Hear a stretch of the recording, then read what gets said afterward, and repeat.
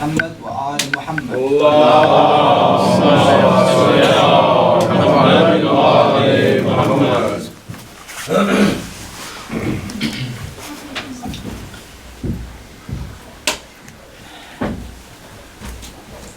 أعوذ بالله من الشيطان الرجيم. بسم الله الرحمن الرحيم. الحمد لله رب العالمين، وصلى الله على سيدنا مولانا حبيب إله العالمين أبو القاسم المصطفى محمد. اللهم صل على محمد وآل محمد. وعلى آل بيته الطيبين الطاهرين المعصومين المظلومين، ولعنة الله على القوم الظالمين والآخرين. أما بعد، صلى الله عليك يا أبا عبد الله، صلى الله عليك يا ابن رسول الله، يا رحمة الله الواسعة، ويا باب نجاة الأمة، ويا عبرة لكل مؤمن ومؤمنة، غريب مظلوم كربلاء. فيا ليتني يا ليتني كنا معكم سادتي، فنفوز فوزا عظيما. قال الله الحكيم في محكم كتابه الكريم. بسم الله الرحمن الرحيم. والمؤمنون والمؤمنات والمؤمنين والمؤمنات بعضهم أولياء بعض، بعضهم أولياء من بعض، يعملون بالمعروف وينهون عن المنكر ويقيمون الصلاة ويؤتون الزكاة ويطيعون الله ورسوله، أولئك سيرحم الله، إن الله عزيز حكيم. صدق الله العلي العظيم. صلوات اللهم صل على محمد. السلام عليكم. السلام. Mu'mineen, Mu'minat, all of us are traveling on the path of Hussein ibn Ali, inshallah. This path, this journey is a journey of beauty. And whilst traveling this path of Hussein, when we look behind us, we see Abu Abdullah. When we look beside us, Abu Abdullah is accompanying us on this journey. And when we look to our future, Abu Abdullah is waiting for us to join him. He's our past, our present, and our future. All around us is the gift of Hussein. Every angle, every dimension, every perspective of Abu Abdullah. And if I am going to walk the path of Hussein, I need to know Hussein. I have to have ma'rifah of Abdullah. I have to know the way he thinks, the way he acts, what he does. This is where we got until yesterday. But in addition to knowing what has Hussein done for me, I need to know what does Hussein want from me. If I'm going to walk his path, it's not enough just to know what he did. I want to know what I must do. Because what's the destination? Hussein. What is the means of getting there? Hussein. So how can I get there without knowing Hussein? So, the task then is, how do I gain ma'rifah of Abu Abdullah al-Hussein? There is a moment where Abu Abdullah tells us exactly what is your duty to me, what will bring you and make you like me, and who are those people who claim to be my followers, claim to be on my path, but have nothing to do with me. There is one moment in which Abu Abdullah has a devastating moment for a very specific group who claim to be close to him. What's this moment? Imam al-Hussein has entered Mecca, as all of you know. He's in Mecca, he's doing tawaf of the Kaaba. He notices what? There are people with swords and weapons who have come to the masjid to kill him. He says, we have to leave. We have to leave this place. Blood cannot be shed in Mecca. So he leaves and goes towards Kufa and then towards Karbala. Fine. Before he leaves Mecca, he goes to Mina. In Mina, Abu Abdullah delivers one of the most devastating khutbahs you will ever hear. And in this speech he tells you exactly what's required from the people who want to be Husseini and who are those people who have claimed to be Husseini but have betrayed Ali Muhammad. So for all of us the question is, what did he say in this speech? How does it affect me? How does this speech and what was said in that speech affect how I will become Husseini right now? Shall we begin inshallah? If you are with me and you have my support, and inshallah to welcome Imam al-Hujjah to our gathering, Sallallahu Muhammad wa Ali Muhammad.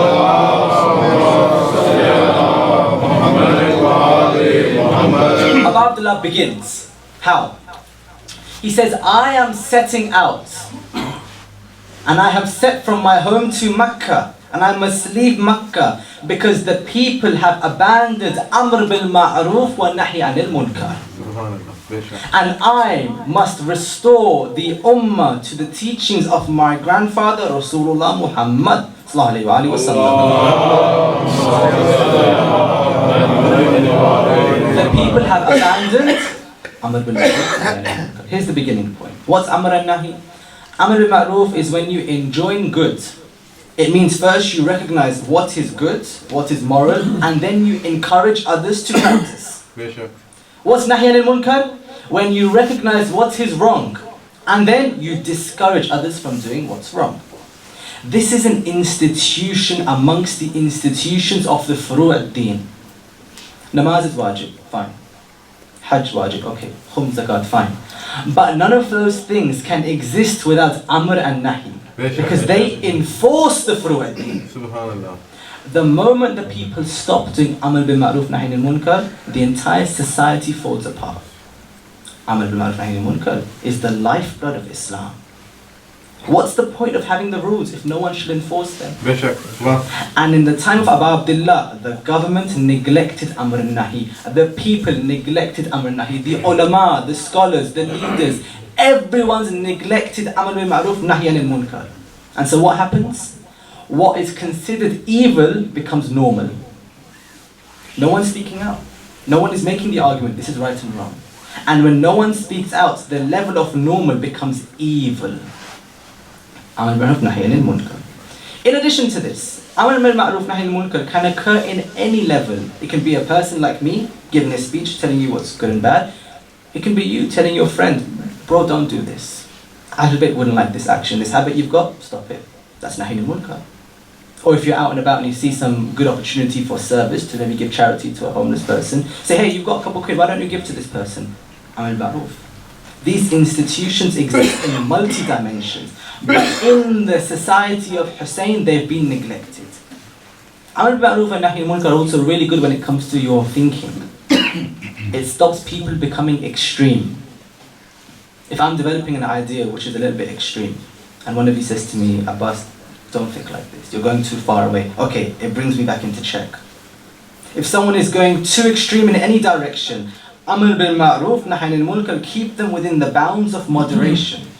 In Abu Abdullah's society, this fabric, this core enforcing right and wrong is being broken in front of him.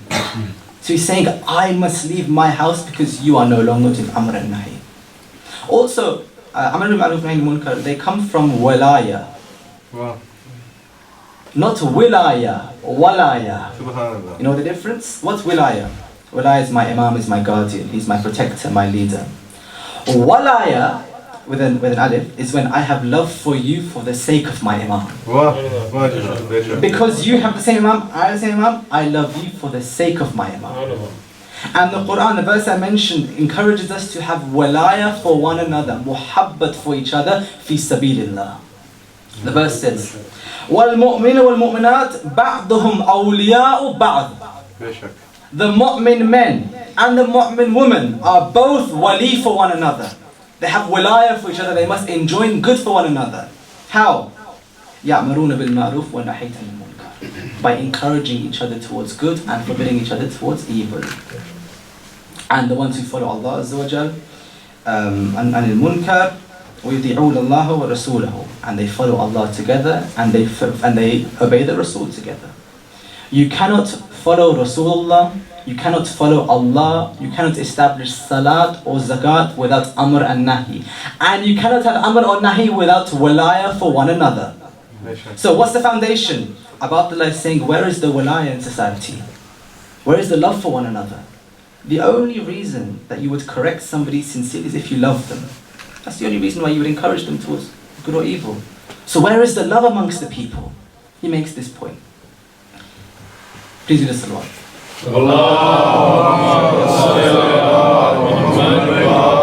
But then he comes to the core of his speech. He says the people have not been doing amr and nahi. And when they have seen dhulm, they have remained silent. Most important point of my lecture today and of that khutbah. When the people saw there was oppression in their society, they were quiet, they were silent. And because of their silence, they became part of the dhulm of their society. Silence is approval. If you see something in front of you and you are silent, you are part of that action. For example, simple example.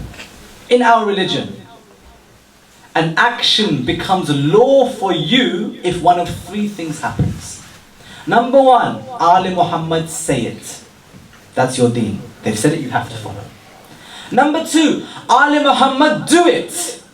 If they do it, you have to follow and practice how they practice. Number three, something happens in front of Ali Muhammad and they remain silent. And because of their silence, that action becomes our fiqh. Just the silence of the ma'soom. Why? Silence is approval. Why do you perform wudu the way you perform wudu? Because somebody did wudu like this in front of Imam Rida. He was quiet, which meant he approved the way they do it. Imam Hussein is saying what? You are silent in front of what's happening. That means you are part of what's happening. Another example. The marriage of Amir al-Mu'mineen and Sayyidah Fatima Zahra sallallahu alayha. When it comes to the aqd, the contract of marriage between them, Rasulullah says, Ali, what is your promises? What are your vows? He says them. He says, Fatima, do you accept? She's silent. Because she's shy, she has haya. What does Rasulullah say? He says her silence is her approval with Ali. Subhanallah. Silence is approval. Another example, because I like giving examples. When you have a contract with somebody, a transaction, and I have a legal background, so trust me on this. You have offer and acceptance. You must make an offer, they must accept for a contract to happen. In some circumstances, if you are silent in a contract, it is tacit approval of the transaction. You don't deny it, you just remain quiet. And because you are quiet, that contract is enforceable upon you. Your silence becomes your approval. Imam Hussein is saying to all of the people, and he says it in very clear words, in front of you is a tyrant on the mimbar, and you have remained silent. And so in the same way he is destined for hell, you are destined for the same hell. Yazid is on the mimbar. The people are quiet, no one's revolting against him. So Hussein says, because you are silent while he sits on the mimbar of my grandfather, you are part of the same door. It is a narration being said by Amir al-Mu'minin Ali ibn Abi Talib alayhi salam,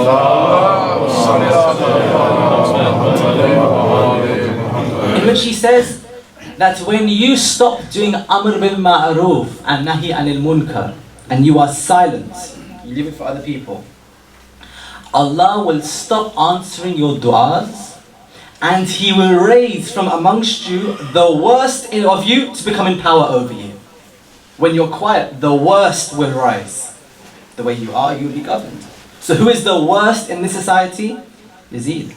And so because of the silence of the people, no matter how much they do dua, take Yazid away, it's because of your silence and negligence, a man like Yazid can take khilafah. When were they silent? When did this silence begin? That is now inflicting upon Abu Abdullah. He says in a different speech, that when you saw Muawiyah sitting on the mimbar of my grandfather, you should have pulled him down and tore a hole in his abdomen. Subhanallah. Khilafah is haram for the sons of Banu Umayyah. But because you were silent when Muawiyah sat, now Yazid rules over you. When did the silence begin? Way back. Go back. In fact, how far back do you know how we really go? The moment that Khilafah becomes separate to Imamat, from that point they were silent. From the death of Rasulullah until that point, Rasulullah is two things at once. He is the Imam of Allah on earth, Imam meaning he's like the leader of Allah. And he also has Khilafah over the people, he's in charge. He has political power, he has governance. The moment he dies, the Imam was not given Khilafah. And when that happens, the two became separate. From then, the people were silent. And that same silence continued until it reaches this point in Mina, where Abu Abdullah says, you were silent then. And so now you are disgraced. Disgraced. But Abu Abdullah is not the first person to mention this, by the way. You know, this silence, which is causing so many problems, people are quiet when there's a tyrant in front of them, it started a long time ago. And the first person to speak out against it was Amir al-Mu'mineen in Khutbah Shiqshaqiyya. Bismillah. You know Shiqshaqiyya? Of course you know Shiqshaqiyya. This rare moment in which our Aqidah is exposed by Amir al-Mu'mineen. Just in a rare, beautiful moment. And he just says it for a second, then he moves on. He says in this speech, what's our mawdu? What's our subject? When you are silent at dhulm, you are part of the dhulm. And when you're silent, when the enemies are on the mimbar, the greater enemies will take the same mimbar. Ali says, the son of Abu Qahafa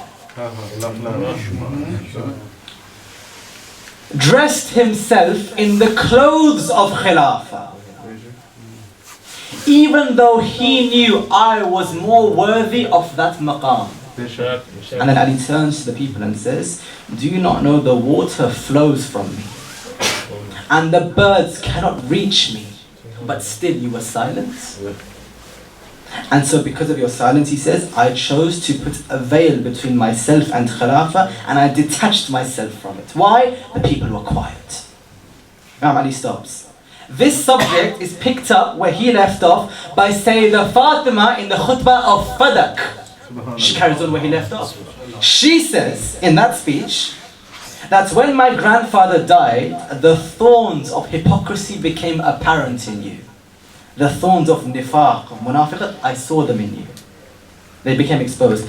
Before you were silent and hidden, and now you are out shrieking and roaring. You were quiet then, now you've come out. But, she says, because of the silence of the people, of what they have done, you took the reins of Khilafah and Shaitan pulled you. But because you abandoned Ali Muhammad, you become disgraced. Imam Hussein continues from here.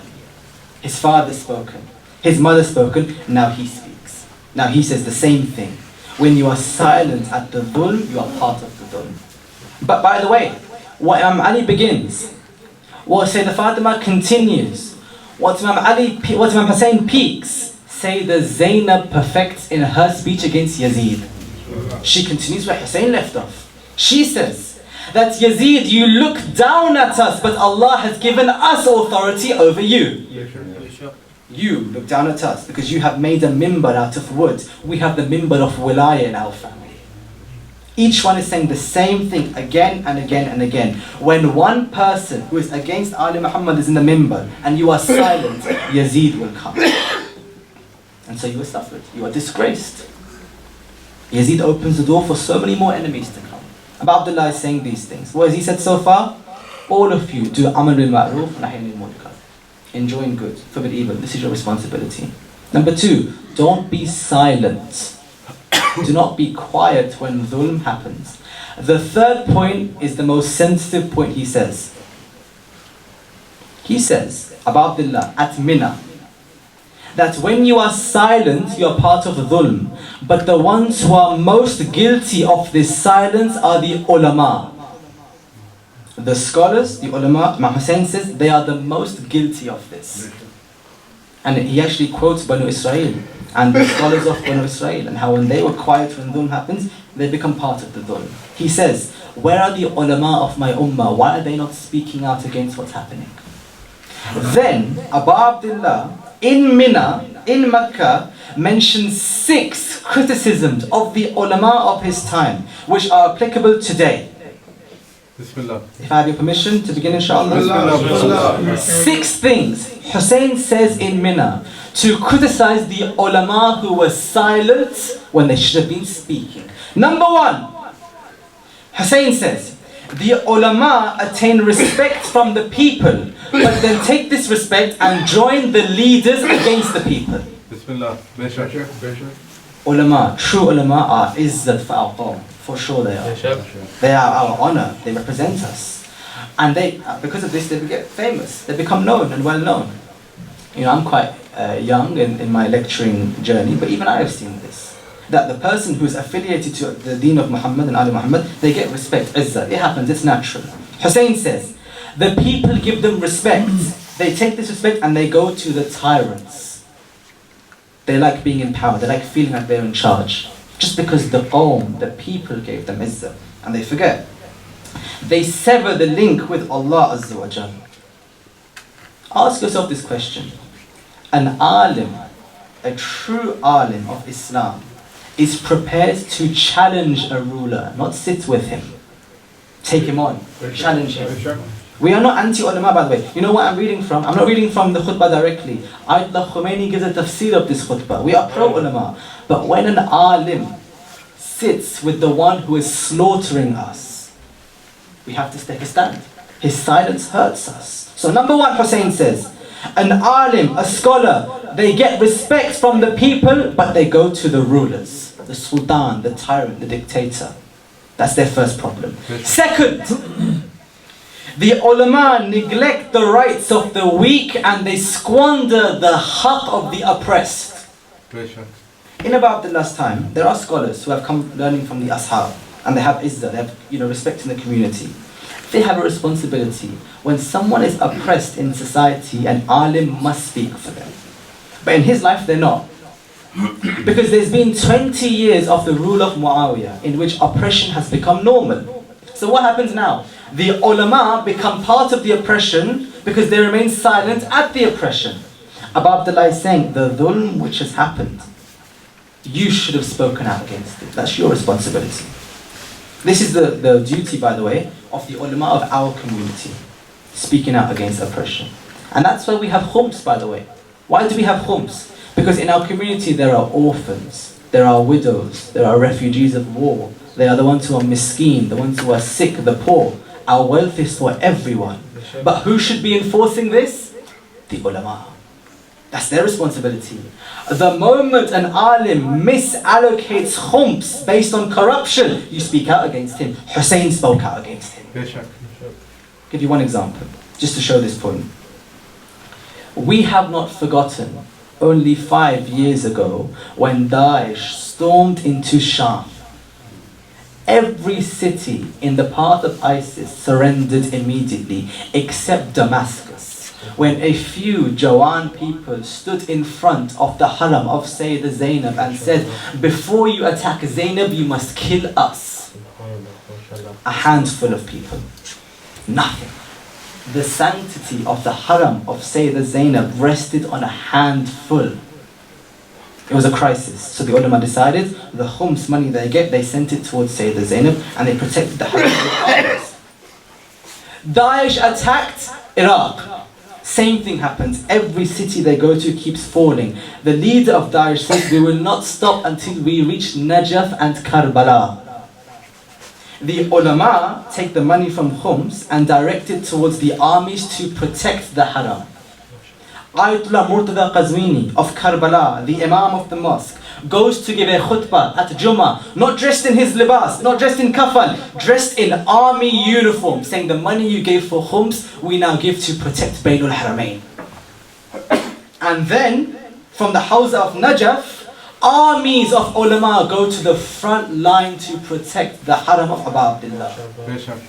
An alim is the one, a true alim of Ali Muhammad will protect the most oppressed. And who is more oppressed today than Ahl al-Bayt? And imagine this, I've been to Sham, many of you have been to Sham, you've seen the haram. Imagine a handful of local people trying to protect the haram from the enemies who came. Nawasib, haters of Imam Ali alayhi salam. The role of the alim is what? Protect the oppressed. Number 3, Abu Abdullah says, the rights of the scholar and the criticism of these ulama is that they prioritized culture over religion. Don't we have this debate nowadays? We always discuss culture versus religion, tradition versus deen. Abu Abdullah spoke about this at Mina 1400 years ago. Hussein says what? That they trample the covenant they had with Allah to please the people of their community. Just because their ancestors say one thing, they follow that over the words of we, the awliya of Allah. One example. Day of Ashura. Day of Ashura. Abu Abdullah is in the battlefield. He looks at them and says, was I a bad imam to you? They said, no, Hussein, we have no objection to you. But we signed a bay'ah with Muawiyah. And we can't break that. Because it's in our tradition, we don't break bay'ah. The same people who put their hands in the hands of Ali at Ghadir broke that bay'ah to join Muawiyah. And now they say we can't leave Muawiyah because we did bay'ah with him. They chose their tradition over the words of the Imam. We should mention our tradition is very important. Our language, our culture, our rituals, our rasmat, they're very important. We need them. But the moment even one of them comes against the words of Ali Muhammad, we choose Ali Muhammad every time. It doesn't matter. There's no compromise when it comes to Ali Muhammad. Even my culture was, forget culture. We would sacrifice our families for Abu Abdullah. We can't sacrifice our culture for Abu Abdullah. So, Imam Hussein's criticism is, third one, the ulama prioritize culture over deen. Number 4, the ulama of Imam Hussein's time misunderstood Allah, misunderstood Rasulullah, but they believed because they are known through the deen, they have to go to Jannah. They wear the libas of an alim. They speak like an alim. They come from the places of ulama, but they don't know Allah. It's an act. And Abu Abdullah is seeing this. He's seeing people who are claiming to be what? Look at Abdullah ibn Zubayr. Respected person, respected individual in Makkah. Can't even give bay'ah to Hussein. An alim is the one who knows Allah. That's why they say that the sin of an alim is greater than the sin of everyone else. Because they know the ruling and still they disobey. It's a difficult narration. Because the more knowledge you gain, the greater responsibility comes upon your head. Because honestly, ask yourself, on the day of Hisab, I can understand when I committed a sin which I didn't know. And I can say, Ya Allah, I didn't know. Maybe I could have found out, but I didn't know. But what about when you know and you still do the sin? And how do you commit the sin whilst knowing it's haram? It's not like I didn't know. I knew and I still did it. It's the knowledge which gets you. Abu Abdullah is saying, the ulama, they didn't even know Allah. They didn't even bother to understand Him. All they did was claim Jannah because of their association. There's a narration from Rasulullah Muhammad sallallahu alaihi wasallam.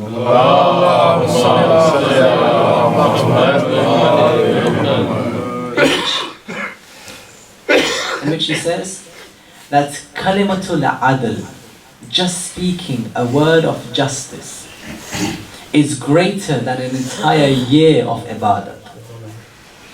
Ibadat is good, but Allah loves speaking just one moment of true adl more.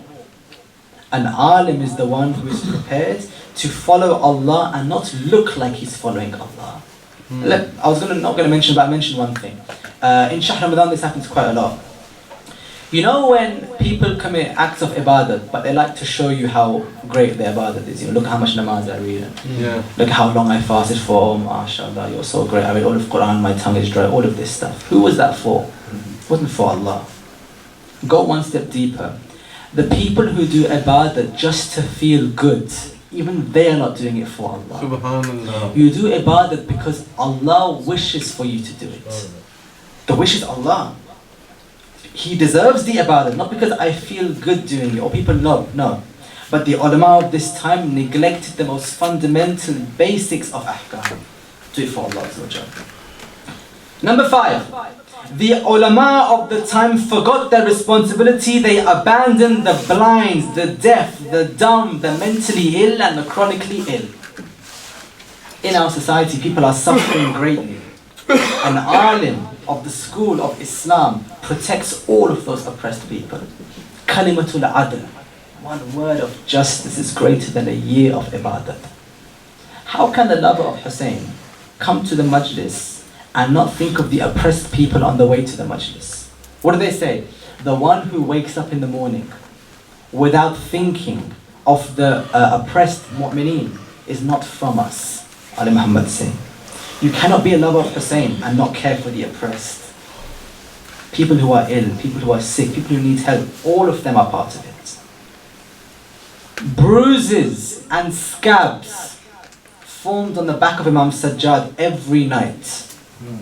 Bruises. His skin became black and blue from the food he carried in the middle of the night for the weak and the poor and the needy.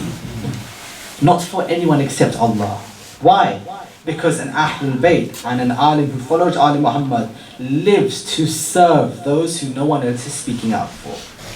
Finally, number 6, the last point, Hussein says, the ulama abandoned and competed with Ahlul Bayt. They competed with Ali Muhammad.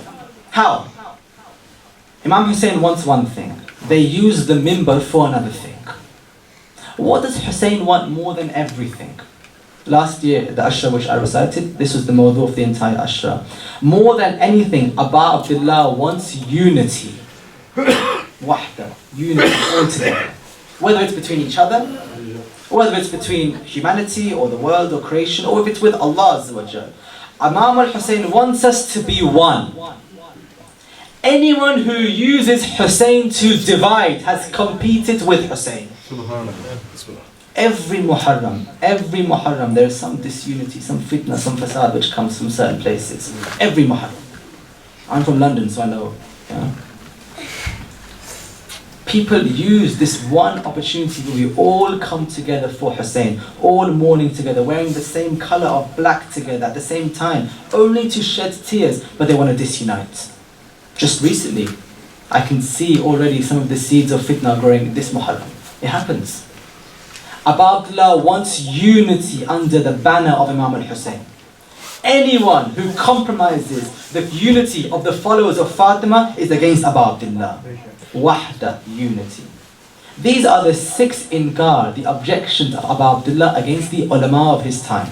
What's the problem with the ulama? They get respect from the people, but they join with the rulers. They neglect the rights of the oppressed. They prioritize culture over deen. They misunderstand Allah but expect Jannah for themselves. They forget their social responsibility and they compete with Ali Muhammad. If we are going to honestly follow Abu Abdullah this Muharram, we need to do 2 things. Number 1, myself. I cannot remain silent when I see dhulm. Hussainis are never silent when they see dhulm. Ever. I must do Amal Ma'ruf Nahi al-Munkar. If my fellow believer, my brother, who I have love for, is doing something wrong, I have to correct him. And 2, the ulama of my community must follow what Abu Abdullah says. True ulama who come from our tradition, who we respect and we adore, who we follow, who take us towards Jannah, we have to prioritize them. And when an alim abandons the hukm of Abu Abdullah, we correct them, inshallah. This ends our discussion. Sallallahu Muhammad wa ali Muhammad.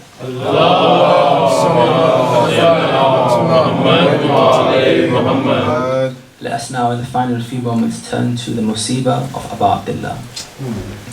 After he gives this speech, Imam al-Hussein leaves Mecca and he says, I am traveling towards Iraq. While he's traveling, people ask him, where are you going? He says, I'm going to Kufa. People have called me there. They said, why are you going to Kufa and why now? He says, I have sent my brother Muslim to check this place for me. And he has sent me letters telling me, come to Kufa. But Allah knows the truth. Hussein keeps walking. People keep asking him, where are you going? I'm going towards Kufa. Okay. While Hussein is walking, one day on the road towards Kufa, he just stops. He doesn't move. and he looks in the distance towards the city of Kufa. It's far away. People say, Hussein, what are you looking at? But he doesn't say anything. Why? Because in this moment in Kufa, the city is silent, but one man is crying on top of a tower. They say in this time, the entire city is empty, the doors are closed. But Muslim bin Aqil is awake. Why is he awake? The narration said at this time, Muslim has been taken, his arms have been shackled and his feet have been shackled, and his body has been dragged to the highest tower in the palace of Kufa. And while he's standing there, they say there is blood pouring from the mouth of Muslim. Why? Because a sword has struck against the teeth of Muslim bin Aqil. So while he stands there, his arms are shackled and his feet are shackled, he starts weeping. They say, Muslim, why are you weeping? Why are you crying? Because you came to Kufa to try and challenge Ibn Ziyad. Now you are alone. Are you crying because you are alone? Muslim says, no, I am crying because I wrote letters to Hussein saying, come to Kufa, come to Kufa. The people are waiting for you. But now Hussein will come. Not only Hussein, I am crying because he will bring Zainab and Kulthum with him. And I cannot see Zainab walking through the streets of Kufa. As he says this, he says, is there anybody here who can send a message to Hussein? Just tell him, don't come. I am sorry, don't come to this place. While he's saying this, imagine, in the morning everyone was welcoming Muslim. In the evening everyone has abandoned Muslim. In the morning all the doors of the streets were open for Muslim. Now everyone, when they see him, he says, I am Muslim, I am Muslim. They close the door of their houses. In the morning everyone prayed behind Muslim. Now when he turns, no one is following him in his salah. While he says this, he says, I am ready to die for the sake of my master Hussein. Hussein is still standing still. No one has moved him in the desert. He's looking at something. What is he seeing? As he's looking, they come to behind from Muslim. One of them raises a sword and strikes the neck of his. What does he say? Assalamu alayka ya Aba Abdullah. Now Hussein speaks. What does he say? Wa alayka salam, my brother Muslim. When they kill Muslim, they throw his body from the tower. What does Hussein say? Inna lillahi wa inna ilayhi raji'un. When Hussein says this, the people start weeping and they are crying, all of them. What should we do, Hussein? Muslim has been lost. Hussein says, I have lost all khair in my life now that Muslim has gone. But while they're speaking, Hussein turns around and walks towards the women and children. Where does he go? He says, where is Hamida, the daughter of Muslim? Bring her towards me. This young girl comes towards him. She's younger than 10 years old in age. He takes his hand and says, now you are my daughter. Just why do you say this? I am your father. Anything you need, you come to me. Mu'mineen, maybe Sakina is watching this moment. Today Hussein has his hands on Hamida. Tomorrow shiver will strike the ears of Sakina. Inna lillahi wa inna ilayhi raji'un. Rida wa qada'i nasiban bi amri. اللهم إني أسألك بحق فاطمة وبها بعليا بنيها والسر المستعوده فيها أن تسلم محمد وعلى محمد. Ya Allah, Ya Allah, Ya Allah. Ya Allah, make our tongue strong towards the Husseini, inshallah. Ya Allah, raise our children to speak against dhulm, inshallah. Ya Allah, give us death before you give us indignity, Ya Allah. And Ya Allah, for the sake of Muslim, help every refugee, everyone who is alone and scared and a stranger in their land, inshallah. And finally, Ya Allah, for the sake of Muslim, the Safir of Imam, make us all Safir of Imam al-Hujjah, inshallah. Wa akhir da'wana alhamdulillah. وصلى الله محمد وعلى طيب الطاهرين المعصومين المظلومين صلى محمد وعلى محمد.